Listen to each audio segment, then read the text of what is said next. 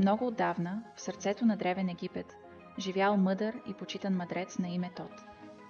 Известен като бог на мъдростта, писмеността и магията, Тот притежавал дълбоко разбиране на мистериите на Вселената.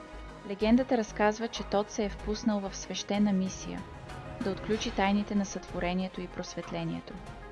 По време на пътуването си той срещнал божествената богиня Изида, която го дарила с набор от сложни символи, пропити с космическа мъдрост.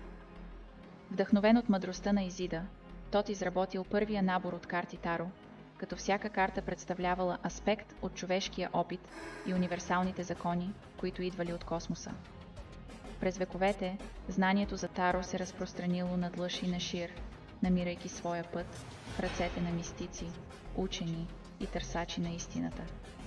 Всяка култура, която се е сблъскала с Таро, е добавила свои собствени слоеве символика и интерпретация, обогатявайки широкия свят на Таро. Днес наследството на Тот и Изида продължава да живее във вечната мъдрост на Таро.